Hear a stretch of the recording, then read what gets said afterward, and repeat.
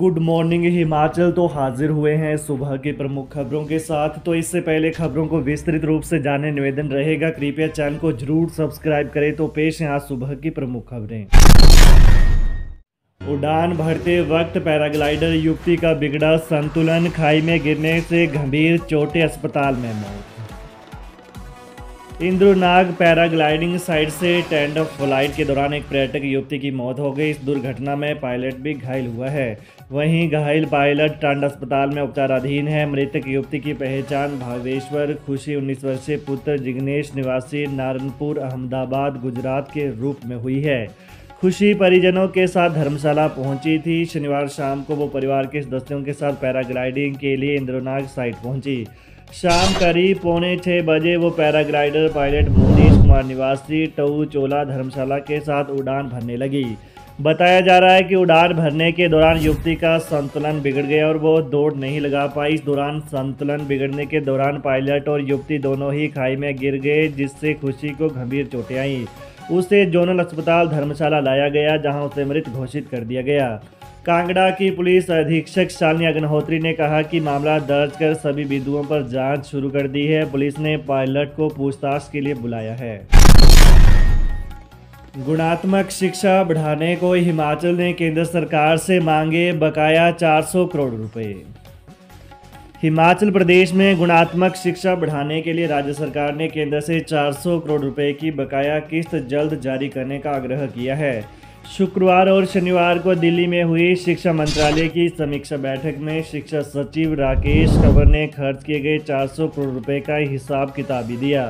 उन्होंने बताया कि बीते वर्ष जारी की गई दोनों किस्तों को खर्च कर दिया गया है। अब तीसरी किस्त के तौर पर प्रदेश को जल्द 400 करोड़ जारी होना चाहिए।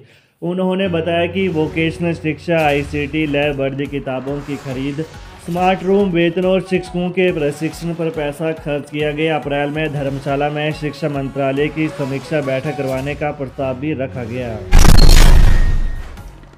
भानुपल्ली बिलासपुर बैरी रेल लाइन निर्माण के लिए भूमि अर्जन की अधिसूचना जारी।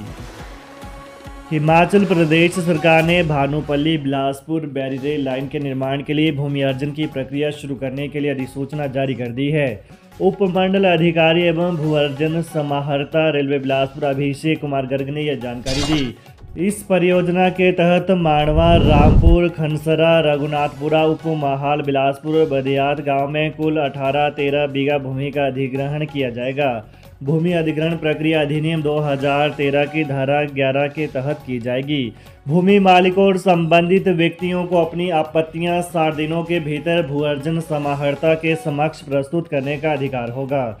सुनवाई में संबंधित पक्षों से उनकी शिकायतों का विवरण और समाधान के उपायों पर विचार किया जाएगा। परियोजना के कारण प्रभावित व्यक्तियों को पुनर्वासित करने के लिए एक व्यापक योजना तैयार की जाएगी। अब बाहरी राज्यों के बस रूट क्लब करेगा परिवहन निगम। हिमाचल प्रदेश से चंडीगढ़, दिल्ली व हरिद्वार को जाने वाली बसों का पहले चरण में युक्तिकरण होगा। इसकी फाइल तैयार कर ली गई है और HRTC ने इसका प्लान बना लिया है। 8 से 10 रूटों को अभी फिलहाल चिन्हित किया गया है, जहां पर प्रदेश के अलग अलग शहरों से एक जैसे समय पर बसों को भेजा जाएगा। आगे जाकर ये बसें मिल जाती हैं और फिर इनकी सवारियां बढ़ जाती हैं। इसका नुकसान पथ परिवहन निगम को हो रहा है, जिसे अब HRTC प्रबंधन दुरुस्त करने की तैयारी में है। HRTC प्रबंधन ने इसका प्रारूप तैयार कर लिया है। इसकी शुरुआत बाहरी राज्यों यानी अंतर राज्य रूटों से की जाएगी। यदि यह प्रयोग सफल रहा तो प्रदेश के भीतर भी इसे लागू किया जाएगा। मुख्यमंत्री से इस मामले में HRTC की बातचीत हुई है और CM ने कहा कि निगम को घाटे से उभारने के लिए ऐसे अलग और कड़े कदम उठाए जाने चाहिए। HRTC प्रबंधन ने इसका पूरा प्लान तैयार कर लिया है, जिसे अब निदेशक मंडल की बैठक में रखा जाएगा।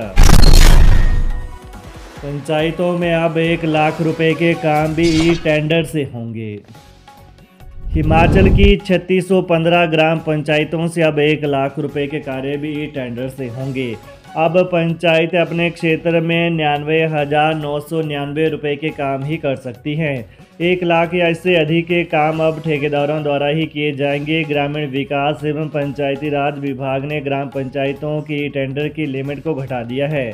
पहले पंचायतों में 5 लाख या फिर इससे अधिक के काम ही टेंडर के माध्यम से होते थे।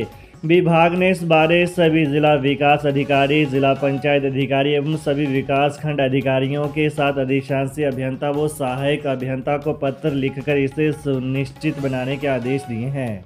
वहीं से पंचायतों में विकास कार्यों में तेजी आने की संभावना है, क्योंकि ग्रामीण क्षेत्रों में विकास थम सा गया था। स्थिति यह हो गई है कि पंचायतें 15वें वित्त आयोग का पैसा खर्च करने में भी विफल साबित हो रही हैं।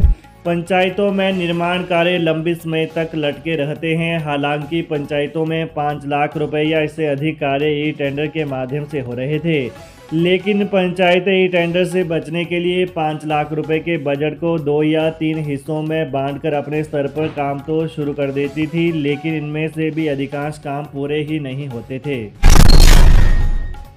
सीएम सुक्खू बोले, हिमकेयर योजना को बंद नहीं किया, केवल लूट को बंद किया। मुख्यमंत्री सुखविंदर सिंह सुक्खू ने कांगड़ा जिला के ज्वाली में कहा कि पिछली भाजपा सरकार ने केवल चुनावी लाभ अर्जित करने के लिए 5000 करोड़ रुपए अनावश्यक खर्च किए। बिना उपयुक्त स्टाफ और बजट के प्रावधान के 900 संस्थान खोले गए और सार्वजनिक सेवाओं की गुणवत्ता में भारी कमी आई। पिछली भाजपा सरकार के कार्यकाल के दौरान गुणवत्तापूर्ण शिक्षा के क्षेत्र में हिमाचल प्रदेश फिसलकर देश में 21वें पायदान पर पहुंच गया और स्वास्थ्य सेवाओं की गुणवत्ता में भी कमी आई। वहीं उन्होंने कहा कि हिमकेयर योजना को बंद नहीं किया गया है, केवल हिमकेयर में मची लूट को बंद किया गया है। पिछली सरकार में बहुत से प्राइवेट अस्पतालों को हिमकेयर पैकेज दिया जाता था, जिससे धन का दुरुपयोग हो रहा था, इसलिए इसको सरकारी अस्पतालों में किया गया है। भाजपा केवल दुष्प्रचार कर राजनीतिक रोटियां सेंक रही है। एचआरटीसी ड्राइवरों व कंडक्टरों के बकाया वित्तीय लाभ जारी न करने पर हाई कोर्ट सख्त। अदालती आदेशों के बावजूद कर्मचारियों के बकाया वित्तीय लाभ जारी न करने के लिए वित्तीय संकट का बहाना बनाने की इजाजत नहीं दी जा सकती। हिमाचल प्रदेश हाईकोर्ट ने ड्राइवरों व कंडक्टरों के बकाया वित्तीय लाभ जारी न करने पर एचआरटीसी के खिलाफ यह सख्त टिप्पणी करते हुए कहा है कि कोर्ट के निर्णय का अक्षरशः अनुपालन किया जाना जरूरी है, खासकर तब जब निर्णय अंतिम हो गया हो।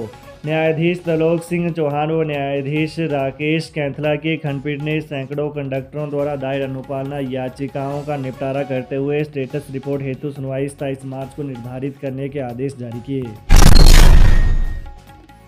एचपीयू के सैकड़ों कर्मियों को नहीं मिला एरर, 42 करोड़ की दरकिनार।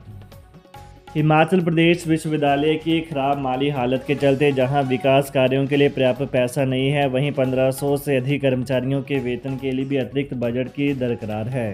साथ में वेतन आयोग की सिफारिशों के तहत कर्मचारियों को अभी तक एरर नहीं मिला है। इसके लिए विश्वविद्यालयों को 42 करोड़ की सहायता अनुदान की आवश्यकता है। प्रदेश सरकार की ओर से हर वित्त वर्ष में मिलने वाले 152 करोड़ रुपए के अनुदान के अलावा विश्वविद्यालय को वेतन और रूटीन भत्तों के भुगतान के लिए अपने स्तर पर 28 से 30 करोड़ जुटाकर किसी तरह देनदारियों का भुगतान करना पड़ रहा है। इस वित्त वर्ष में विश्वविद्यालय का करीब 190 करोड़ रुपए वेतन और भत्तों पर खर्च हुए हैं। प्रदेश सरकार के 7वें वेतन आयोग की सिफारिशों को लागू करने के बाद एरर भुगतान के लिए विश्वविद्यालयों को 42 करोड़ रुपए की जरूरत है। विश्वविद्यालय के शिक्षक, गैर शिक्षक कर्मचारी लंबे समय से एरर के भुगतान किए जाने का इंतजार कर रहे हैं। तो ये रही सुबह की प्रमुख खबरें। हिमाचल की ताज़ा खबरों को जानने के लिए कृपया चैनल को अभी सब्सक्राइब करें। धन्यवाद।